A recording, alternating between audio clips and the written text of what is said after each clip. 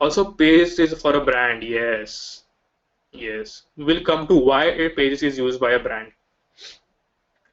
Okay, let me rephrase my question. What is the kind of communication in a page?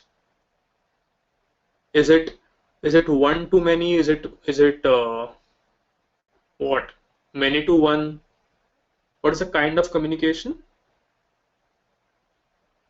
It's one to many, right? Because the page is talking, the page is publishing its update, and the users are getting to see the update. Obviously, the users can comment, I know, but the talking is being done by the page. So it is one to many. Okay, in a group, what is the type of communication? It's many to many, right? So in a group, there is no one who is getting special importance. In our WhatsApp group, do you think anyone has special importance? No. All of them have the equal weightage. So it's basically many to many communication. Okay. Uh, yeah, so groups can be noisy if they're not monitored. All right. So that is what a group is. Another differentiating point, okay, is that a page so Facebook has given you the opportunity to create ads for your page or indulge in paid ads for your page. The same is not available for groups. You cannot create ads, you cannot indulge in Facebook advertisements to promote your group, right? Then analytics. Facebook has given you a feature where you can study the page analytics, but you cannot study the group analytics. So there is no way in which you can study group analytics. That is another differentiation. So considering all these features, what do you think is a better entity for a brand? I think Aisha, I think already answered this. What is better for a brand? It's always a page, right? Because of all of these features. But okay, before I come to this, but let me show you what a page and what a group look like. So this is my Facebook. Let me go to a Pune 8outs. Where is it?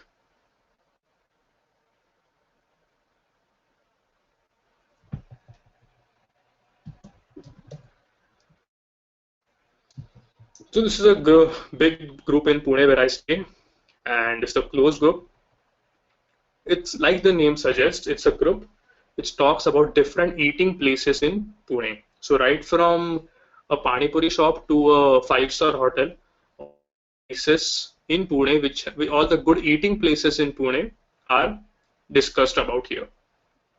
So how does this group typically work? Typically, so the food is the common interest. Okay, so it usually consists of reviews or suggestions. So for example, so this is a joke. This is kind of a joke. It's fine. So now this is one girl who is asking for a suggestion that she wants a Sunday brunch buffet suggestion close to Korega Park. Okay, then yeah, so this is where she is sharing her experience. This is a review kind of a thing. Okay, so if you see, all of them are talking to each other. This is a very well managed group, by the way. There is no spamming which is allowed. There is no promotion that is allowed. So I can't go there and promote my own hotel page, etc. Okay, so this is what typically a group looks like. Now before we go to page, even though we have established that brands typically go with page, okay, we should not really brush away the use of groups totally. Okay, groups can be helpful for your business if you leverage them properly. Okay, so one example would be, so for example, I talk about my own venture right now. So I am also doing this other thing. I'm just starting towards it with it. So I'll share that example with you. So my own case study, in fact.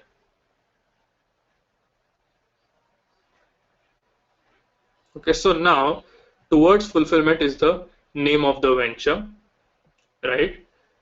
This is the page. This is the Facebook page. So this is the Facebook page where I can go on posting content where people have liked the page and they can see the content basically. Okay. On top of that, for this venture, I've also created a group, which is this. Now, this group is a secret group, and it is only for people who are the members of the actual workshop that I take.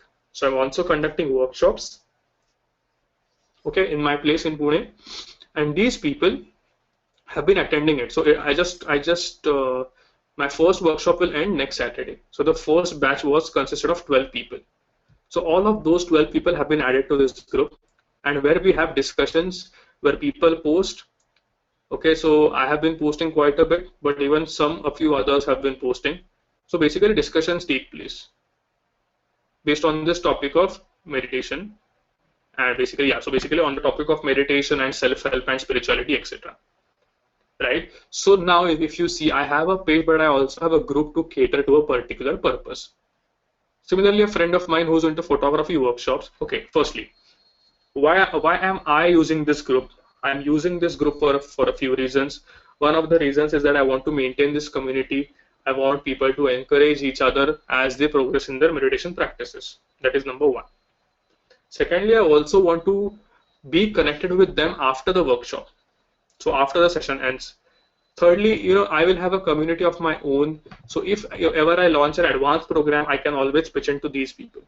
So they are like I already have a list of people who are interested in what I'm going to offer later. Right, so that is the reason that these are the couple of reasons that I'm using this group for.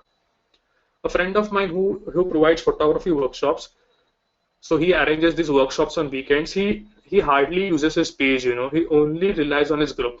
He makes the workshop, he creates the workshop, sorry, he what is the word? He arranges the workshop, he delivers it, and after delivery he adds those people onto the Facebook group where discussions take place, because of which his community has now grown to 500 people, and because of the word of mouth, those 500 people talk to other people, due to which he keeps on getting these new clients for his workshops, for his photography workshops. So he also has a page, but he also has a group. Last example would be probably of a gym owner, right? So gym owner is, let's say gym owner will have a page of his own. Okay, let's say whatever, uh, let's take the name of my gym, for example. Yeah, because I have kept it frozen. I'm not showing anything. So let's take the example of my gym, Squats Gym. Okay, now this guy will have a Facebook page, yes, to promote, but to maintain a community of people, he'll also have a group in place, right? So he'll have a group in place where all the members who are already attending the gym will be there. There will be discussions on the workouts, on diet plans, on something as silly as the music that is played in the gym, etc. So even though he cannot exist on the group as a brand, he can exist on the group as a user, and he can add those people just to nurture them, just to build a community. The moral of all this is this: basically you can use a group for your business if it serves a particular purpose. However, if let's say I'm the marketing manager of Coca-Cola, there's actually no benefit for me to have a group, right? So you have to see if it's something which can be leveraged for your benefit. Okay. Any questions? What's better to increase bonding between employees in a company, group on Facebook or WhatsApp group? See, a WhatsApp group becomes a bit casual. Also, I believe in a WhatsApp group, not everything is read by everyone. If you post it in the morning at 10 a.m. and if the employee checks his phone at 2 p.m., he'll have 10 different WhatsApps from different groups, so he's less likely to check them. I believe on a Facebook group, it kind of becomes more professional, more formal. So he gets a notification firstly, and that content remains to be seen, even for after a bit. So what I have experienced is that, so for example, out of 12 people, 9 are seeing my content. So this is seen by 8. So it's usually seen by people. So yeah, group group would be a better option.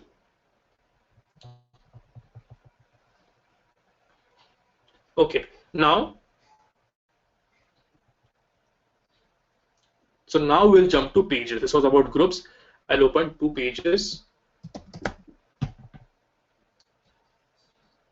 So the one on the right is my own page. I'm closing the group now. I'm opening the Digital Vidya page.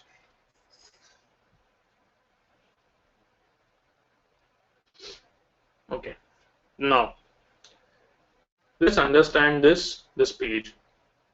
So I'm scrolling down now. Okay. So this is the content that is being published on the page, on the Digital Vidya page. Now, what are the 3 different types of content which can be published on the page? Let's take a look at that.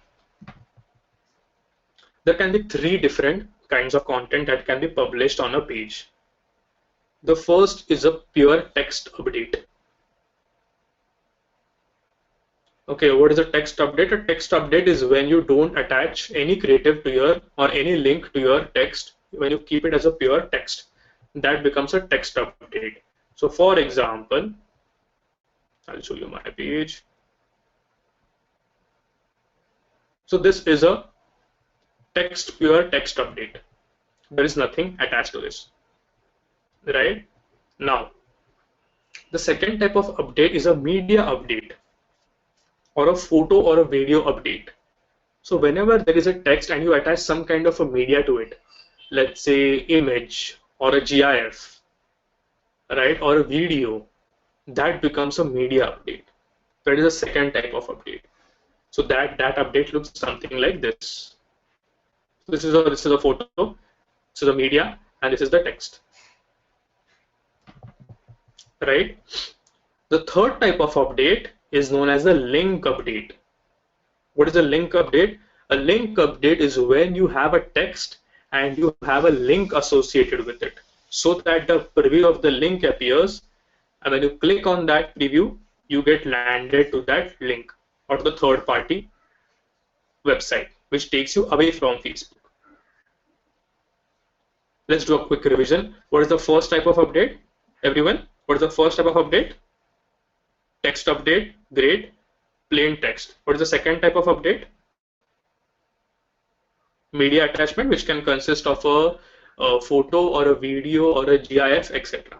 Yes, so basically there's a creative and a text. Very good. And the third is it's more of link. Yes. So here, if you see, what is this type of update? Which is this type of update? It looks like a link update, but it's not link, it's media. Why? Because although there is a link here, what happens when I click on this? Do I go to the link or does this image open? Let me find out. When I click on this, the image is opening, so I'm not going to a link. This is a media update. Okay, these are not standards, by the way. Okay, so if you go for an interview, don't use these terms, media updates and this and that. This is for me to make you understand, which is why I'm breaking it into simpler terms. Okay, these are not standard marketing terms. What is this kind of an update? This is a link update. Why? Because when I click on this, I get redirected to a different website. Yes. Okay. Yes, I do. I will get Aisha, but the point is that here it is a media. A media is attached to this, so I will rather call this as media. If you want, you can also call this a link update. I don't mind. The point is to understand them. We don't really need to classify them into these 3 things. Yeah. Okay. So these are the 3 types of updates that is done. Now let's explore the page. So let's talk about these sections now. Okay. Notification section.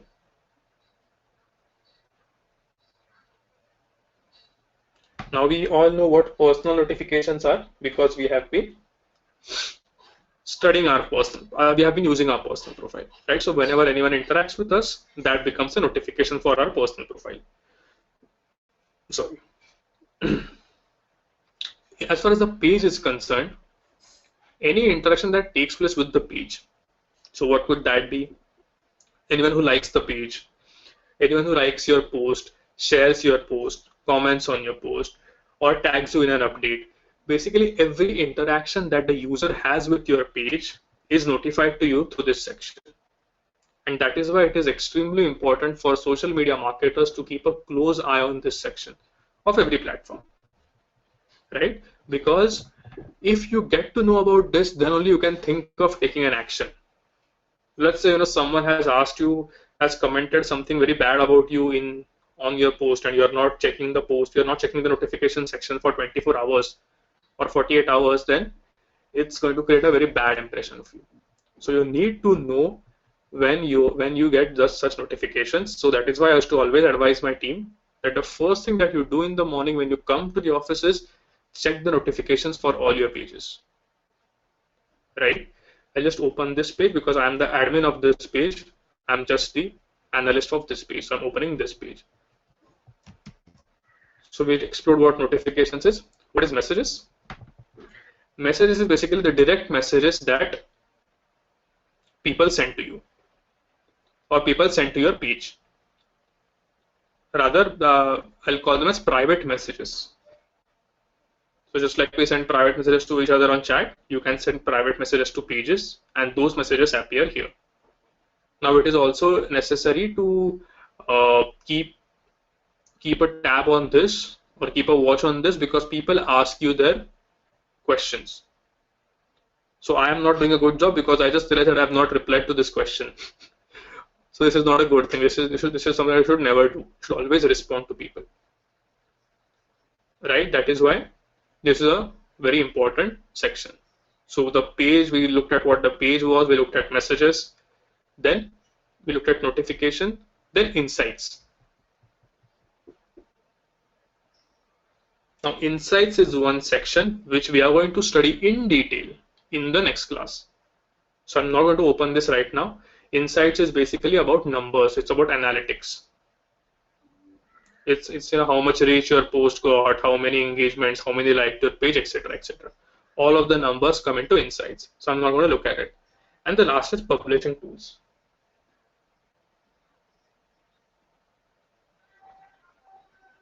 All right. Now, publishing tools are primarily for you to schedule content. What is scheduling? So let's say if you want a post to go live in the future, not right now. If you want to publish a post, let's say today at 4 p.m., you can schedule the post right now itself. Okay, so I have a homework for you guys. I'm going to throw in, so you have an assignment, right? But apart from that assignment, you also have my own homework, which you have to do. So just note it down somewhere or just remember it, whatever. You have to firstly create a page. That is the first homework. The second point in the homework is to find out how you can schedule posts. Very, very easy. And I'm going to keep on adding points to this. The first point is to create a page. The second is to find out how you can schedule posts. Obviously, if you have any doubts, you can ask me the next time. But I want you to try it on your own and see if you can find it. You can figure out how to do it or not. So this is known as publishing. So this allows you to publish future content. All right. So that is about these sections.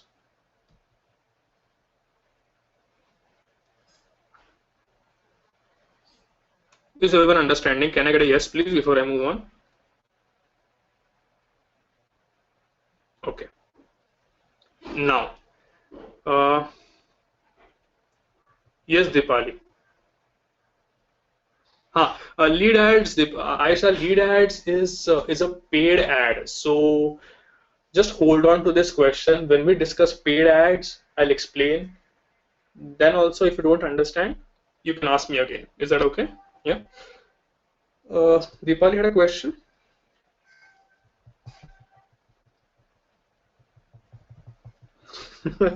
Okay, that is the first time anyone has bluntly called my lecture boring. Wow.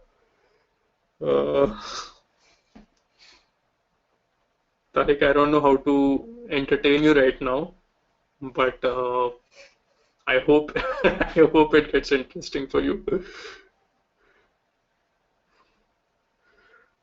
People can also give an option of visitors post which will be many to many, as people can respond to that post.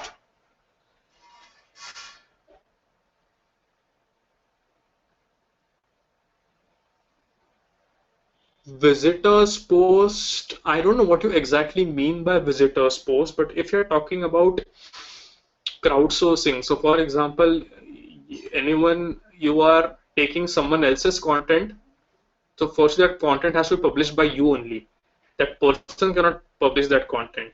So for example, you receive a testimonial on your page, right? So see, yeah, that is different. Visitors post is different. So where do I see that? Those are postings on your wall.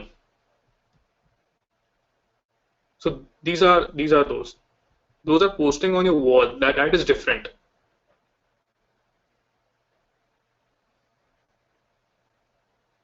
That's different because this is different than the actual wall. These are the postings on the wall made by the people. This cannot be considered into the many to sorry, in the as a many to many communication, because the fundamental communication is by the page to the people, so it will always remain one to many. So I just went to visitors post and I clicked on it.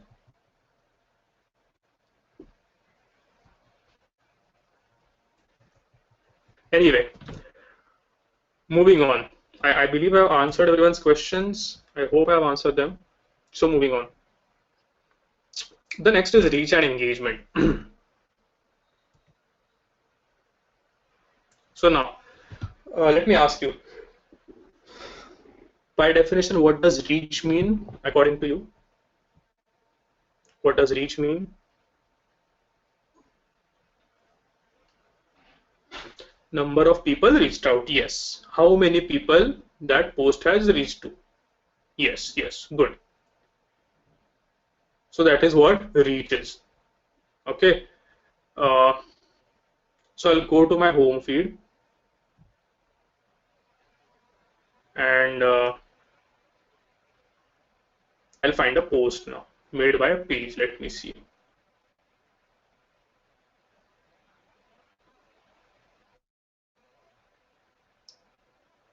They're either user posts or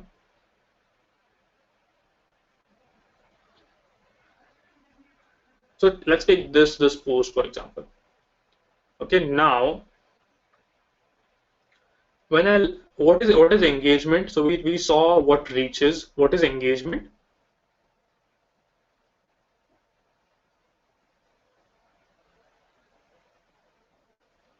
Like, comments and shares. Yes, yes. Basically, whenever user engages with your content, so basically what can be the engagement? Engagement in terms of the likes, or now known as reactions. So it recently changed to reactions, like we all know. So now like you can have different reactions like, love, haha, wow, sad, and angry. So if anyone gives either of these reactions, or if anyone clicks on comments, or if anyone clicks on share, that is known as an engagement. Okay, ignore this buffer right now. That's a tool that I use. Ignore that. So it's just like, comment, and share. That is known as engagement. Okay, now what is impressions? The next term to look at is impressions. What is impressions? Number of times viewed. Okay, okay. Views. Okay. Number of times shown. Yes, yes. So for example,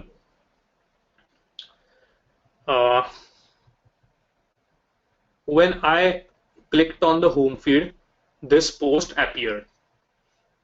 Okay.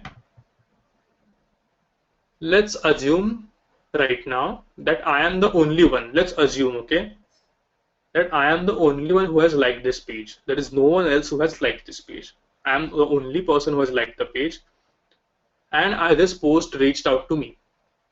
This admin comes online tomorrow and goes into the insight section of this page, where the insight section will show him the number of reach that this post got. What will be the reach of this post when he comes tomorrow and sees it? 1, right? The reach will be okay.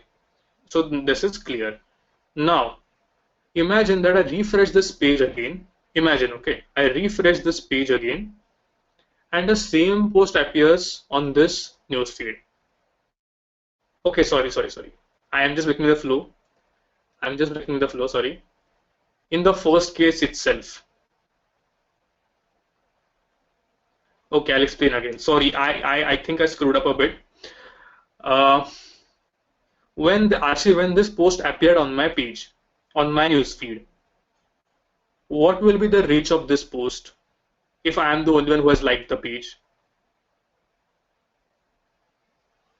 Reach will be 1 because what is reach? The number of people your content reaches out to is 1. Okay, what is impressions in this case? What is impressions in this case? 1, right? Because it is appearing once. Yes. Okay, so clear so far, right? Now if I refresh the page, imagine I refresh the page and this post appears again on my newsfeed. What will be the reach in this case? The reach will still be 1 because it is reaching to the same person, right? That is why the reach will be 1 and the impressions will be 2. Okay. Now again, if I refresh the page, what will be the statistics? How much reach and how much impressions? 1 and 3. Right? So got the difference between reach and impressions. Impressions is the number of times the post appears, but reach is the unique number of people that your post was served to. The number has to be unique. Impressions are not unique. Okay, so we know now what reach is, what engagement is, what impressions is, and the last is clicks. Clicks is when a user clicks on the post anywhere.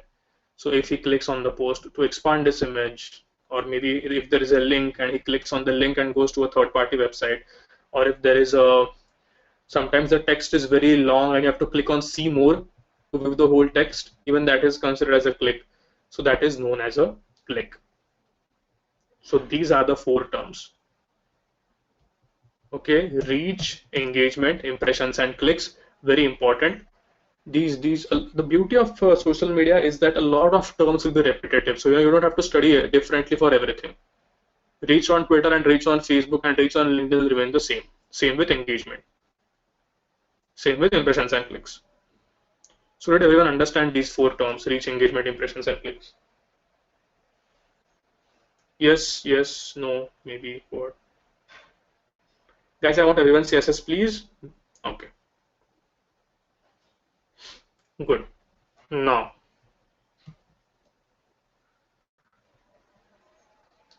reaction, comments, and shares. So we looked at what a reaction and comment and a share is. Now, out of these 3, reaction, comments, and shares, what do you think is the most beneficial for a brand? Generally speaking. Share, okay. Comment, okay. If share, why share? And if comment, why comment?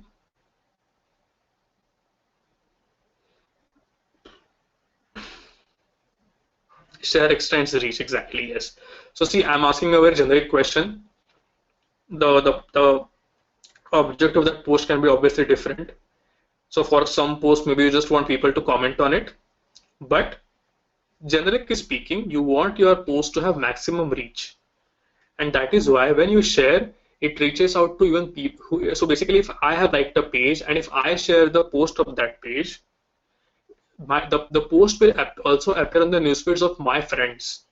So even if they have not liked the page, they will still be able to see that content. So the reach is getting multiplied, or the reach is exponentially increasing when I share a particular content. That is why share is probably the highest form of flattery or the highest achievement for a brand. Okay. The second is comments, yes, because comments is basically when a user interacts with you. Liking is normal. Anyone can like a photo. I mean, obviously liking has its own importance. but commenting is when a user interacts with you, and having that interaction is also a good thing to have for your brand, right? So comment comes at the second number, shares at the first number, comments at the second number, because comment is when you interact with the brand, and reactions at the third number. By no means I'm trying to say that reactions are not important. Try to understand what I'm trying to say. What I'm trying to say is shares is at top, is at number one, comments is at the second number, third there is reactions. So as far as these three are concerned, or the comparison between these three is concerned, this is the hierarchy, generally speaking. Okay, explain engagement versus click. Who wants to explain engagement versus click? Anyone? Any volunteers?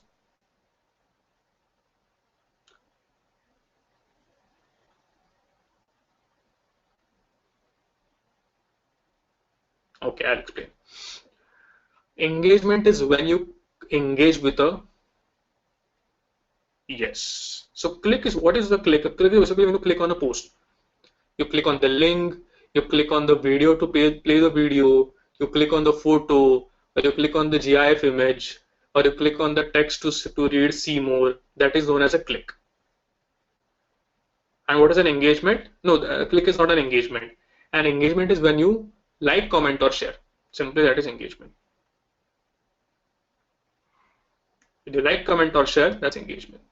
Or reaction, comments, or share, sorry. Right? So this is done. Then organic and paid. So organic is what? Organic is when? Yes, thank you. Thank you for making my job easier. Basically, any result which is achieved free, or which free is probably not sounds very cheap, I think, but you know, free naturally is a better word, I believe. Yeah. So naturally, yes, naturally, which the posts that appear on your newsfeed, or the results that you acquire naturally without having to invest any money, is known as organic. And then you have paid. Paid is when you want to invest money. So if you invest in Facebook ads, like I said, we'll be having a separate session on Facebook ads in the next session.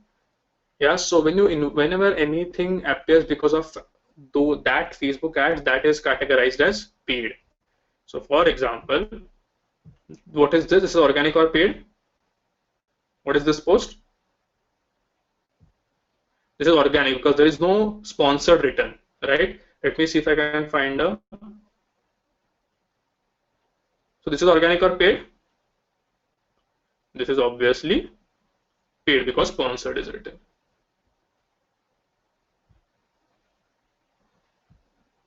Okay, and now don't ask me whether organic is better or paid. We are very early right now to have a discussion on organic versus paid. Right now, the intention is to understand the definitions. Okay. The last is trending. So what is trending?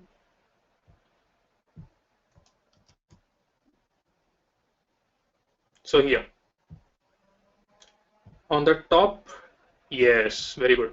On the top right of your home feed, you have these topics.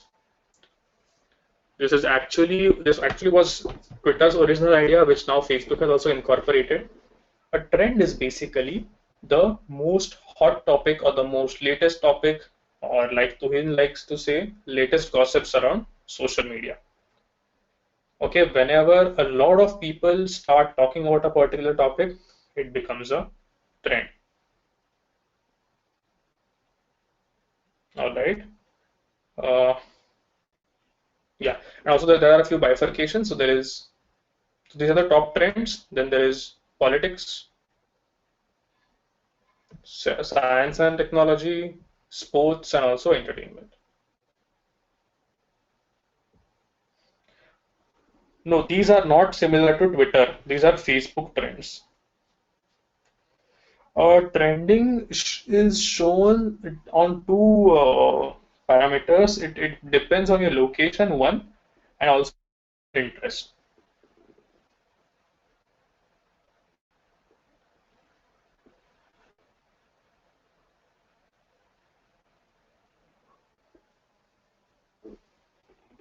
All right. Okay.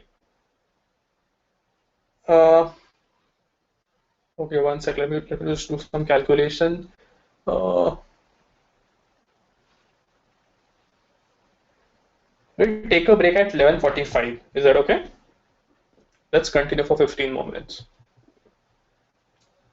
Okay. I think I have to ask.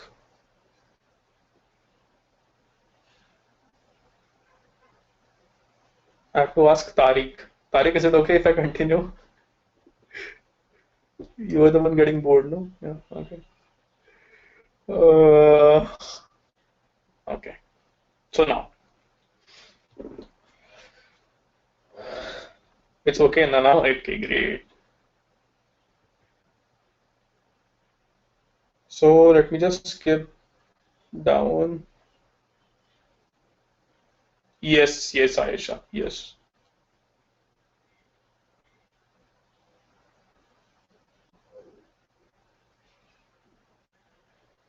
Okay, I've covered all of these points. Events is remaining. Okay. So what is an event? I think you know this also, but I'm still going to formally explain it. What is a Facebook event?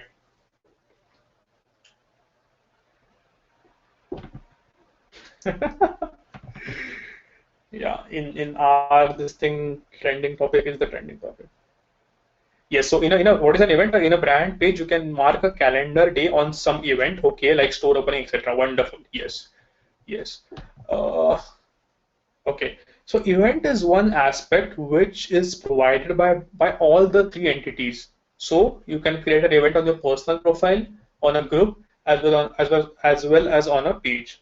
So in a personal profile, you usually find people creating events for their birthdays, or these days, even wedding invitations are given to you through Facebook events. So an event is created, and instead of sending you an e-patrika, they create an event and they add people to it.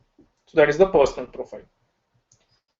In a page, however, so from a brand perspective, whenever you have some kind of an event coming up, so what can that be? So like Aisha says, store opening. So I am a brand who is launching a new store maybe. That for that I can create an event. Or yes, any event, 4G launch, big sale day, yeah, that could also be an event. I'm also, let's say I'm conducting a webinar on next Sunday. So it's an online event, but still it's an event, right? In my case, I had created a event for what? For my workshop. So yeah, this is how it looked like. Huh. Yeah, basically all of these are right answers. So this is what I had created. I had created an event page, right? So it's a page. So you can create, this is a separate page which has details all about the event, right? So this is also, by the way, used by these bars and pubs, or whenever these lounges, when they have, let's say, so for example, Hard Rock Cafe. Different artists come to perform at Hard Rock Cafe. So for every famous artist that is coming, they'll create an event and they'll promote the event so that maximum people can see the event and they can click on attend.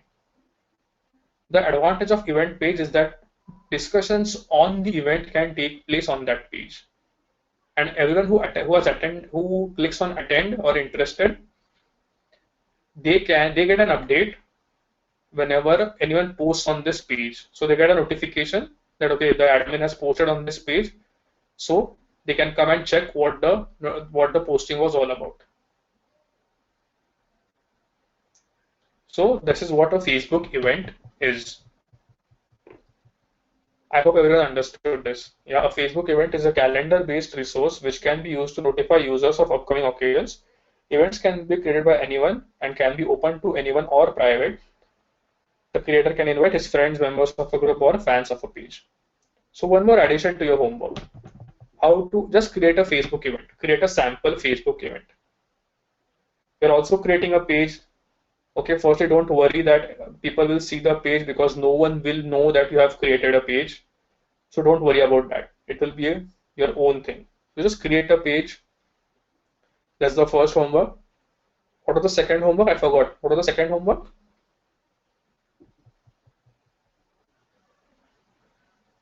Scheduling. Yes.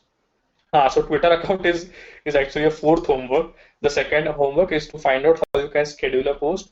The third homework is how you find out how you can create an event. So create an event. It's very easy, very easy. Create an event. See what kind of details you have to fill. You know where you have to input what. So then just get your hands dirty because that is how you will learn. Okay. So that is the third and the fourth. Obviously, if you don't have Twitter account, please create a Twitter account. How to create fake event as in? You're just creating a pseudo or a demo event, so it's fine on your page. No one has liked the page anyway. No one knows that you are publishing on the page, so it's fine. Yes, yes, Paresh, please. No, no, no. This will not be visible to anyone. Your page will also will not be visible to anyone, so don't worry. Okay. Now, hmm,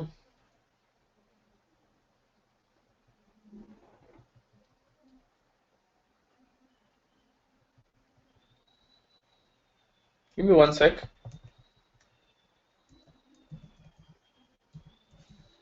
Okay, okay, okay. Now we are kind of done with the platform exploration. Okay, now we have come to a very important part, which is analysis and research. So this part, I mean, I keep saying this repetitively, that this part, even though it sounds like a theoretical part, so the next 5, 6 slides might sound a bit theoretical or gyan wale, but trust me on this, they have been put together by experienced people. And even though they sound basic, a lot of people don't take these steps, don't document these steps, and that is why they struggle. Okay, so this is not just empty gyan, this is something which is extremely practical. So you can actually take this input from these slides. Maybe if you want to note, you can note. Obviously, you'll have the slide deck with you anyway after the session. Yeah, so you can simply start documenting these steps and they will help you. So these are practical steps. Okay, this is applicable for those who want to start and also applicable for those who have been doing this for quite some time. So the first step is competition analysis. So getting a handle on what you have to work with and what you're up against and what the most successful brands are doing on Facebook is a great way to get your Facebook marketing activities underway. This is more of competition analysis, just exploring what other brands are up to. Okay. In fact, this is not just a one-time thing. Again, I used to encourage my team to do this on a fortnightly basis, or on a, yeah, at least after every 10 days, because you get so many ideas, you get so many inspirations. It does not mean that you copy them, it just means that you think in that direction, right? So before you dive right in, it is a good idea to take a look at what your competition is up to. You can often learn a lot from them by looking at what they do that gets people interacting with their brand. So when you do competition analysis, you will realize that, okay, these are the things that this brand is doing. How can this help you? This can help you avoid mistakes, right? This can help you avoid mistakes because why do you want to repeat the same mistakes that your competition is doing? You would rather make new mistakes, no? So this helps you avoid mistakes as well as set some realistic goals for your Facebook presence. So what does that mean? It means that, okay, you realize that your competitor is doing these 5 things on Facebook, A, B, C, D, E, out of which A, B, and D are really working, and C and D are really struggling. So maybe I should not try to achieve C and D altogether on Facebook. I just focus on A, B, and D on Facebook. So you can learn from their mistakes and see how you can shape up your strategy by looking at those mistakes. This will help set realistic goals for your Facebook presence. It is also a chance to look at ways in which you can differentiate yourself. Probably the most important line in this slide is the last one. Remember the first C, creativity. So how can you be creative is what needs to be seen, or is what we need to figure out. That is why this analysis and research is important. Okay. Then, what is your competition up to? So how can you actually do the competition analysis? These are a few 5 questions that can help you. This is a very generic template. There can be 10 additional questions in this. It purely depends on what